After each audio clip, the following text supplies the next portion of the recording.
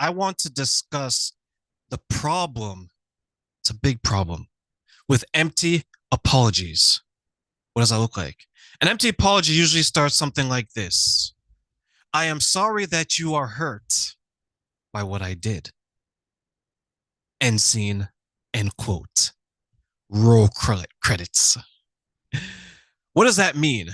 That means that the person is sorry that you have caught them doing something that has offended you.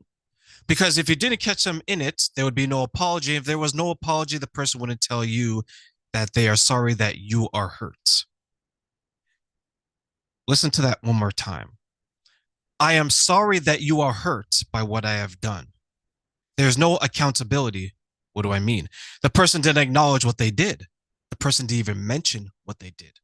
So how can they understand what they're sorry for? The person hasn't mentioned any resolution, meaning they haven't told you what they're going to do to prevent it from happening again. The person didn't acknowledge your feelings and asked you, how do you want it to be resolved? You see, when we offer apologies, we need to offer it in a way that, one, acknowledges what we did, two, presents a solution to the action, and three, there's a follow up. If it doesn't have these components in it, if the person is coming across as not accepting accountability, it's a problem. Why is that? It's a problem because now the person who is in receipt of this apology has to make a decision. They either, one, have to accept it and move on bitterly, two, know that this person doesn't truly mean their apology, so their feelings in this relationship maybe doesn't mean as much as they thought it did, and three, the person has shown signs of not caring. Because if the person cared, they would offer a resolution. If the person cared, they would ask you, how do you feel? Why did this happen? How can I make it better? When you offer an apology to someone that you have hurt, you have to use the words I and we. You don't use the words you and they, because you're shifting responsibility. You're shifting accountability. You're saying that this situation is all happening because of you. You're hurt because of what you're accepting as a situation to your problem. Rephrase that. I am hurt that I have offended you in such a way that I want to make it better. How can I ensure that this doesn't happen again? How can I make you feel good instead of making you feel worse? You're putting it back onto my shoulders because I've done that. I'm taking full responsibility, full accountability. It's a sign of one, maturity, two, accountability, three, responsibility, and it shows that the person cares. The person is worried that they've offended you, that they've hurt you. One of the best ways to show someone that you truly love them is that when they hurt, you feel the pain too. When they hurt, you understand what they're going through too. When they hurt, you're there to help make it better. That's one of the foundations of being in a relationship. You're their primary source of support.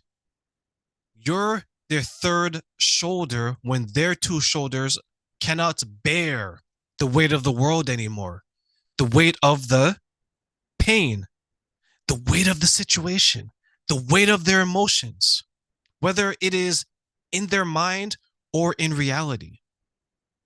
That's why when it comes to an apology, it's so important to make it sure that it's done right. Many apologies get done wrong so often, and what happens is a person just accepts it to move on. They don't forget. They're still impacted. And you know what happens when that relationship eventually ends? Because usually it does. They go into the next relationship emotionally unavailable. Nothing bothers them. At least that's what they show that person. But deep inside them, everything bothers them. They just don't speak up. And then there's going to be that one time they snap. They yell, they swear, they kick and scream, and the relationship is over. And the person's going to look at them like, what just happened? And we've all been there, right? We've all seen it.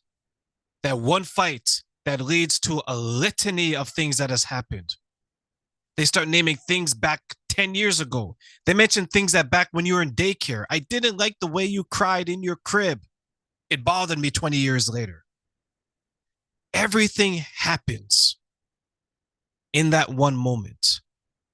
And to be honest, it's not fair to the person who's the offender, because to them, they probably thought that everything that they're doing was fine because no one told them differently. Whereas there's so many things that you wanted to tell them, but you just couldn't because you're hurt from past experience. When you were vulnerable, the person made you feel shame. They made you feel low. So you closed yourself off. You became hard shelled.